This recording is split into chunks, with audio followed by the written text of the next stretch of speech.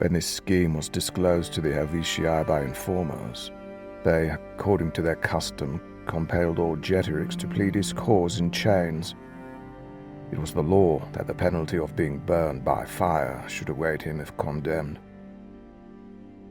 On the day appointed for the pleading of his cause, all Geterics drew together from all quarters to the court all his vassals to the number of 10,000 persons, and led together to the same place all his dependents and debtor bondsmen, of whom he had a great number. By means of those he rescued himself from the necessity of pleading his cause. While the state, incensed at this act, was endeavouring to assert its right by arms, and the magistrates were mustering a large body of men from the country, all Geterics died.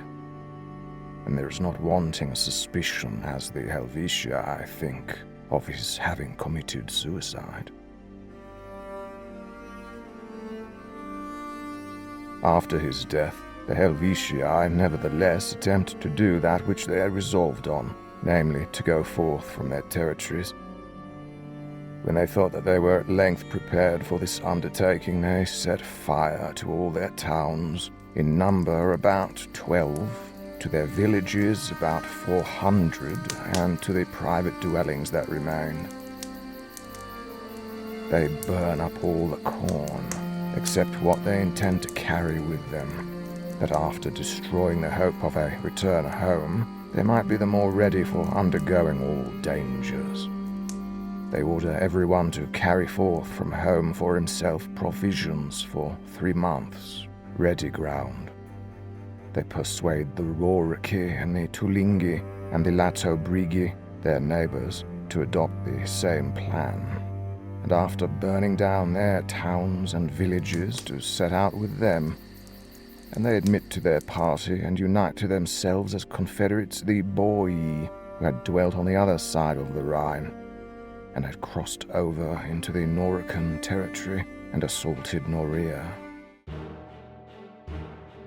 There were in all 2 routes by which they could go forth from their country, one through the Sequani, narrow and difficult, between Mount Jura and the river Rhone, by which scarcely 1 wagon at a time could be led. There was moreover a very high mountain overhanging, so that a very few might easily intercept them. The other, through our province, much easier and freer from obstacles, because the Rhone flows between the boundaries of the Helvetii and those of the Allobroges, who had lately been subdued, and is in some places crossed by a ford. The furthest town of the Allobroges and the nearest to the territories of the Helvetii is Geneva. From this town a bridge extends to the Helvetii. They thought that they should either persuade the Allobroges, because they did not seem as yet well affected toward the Roman people, or compel them by force to allow them to pass through their territories.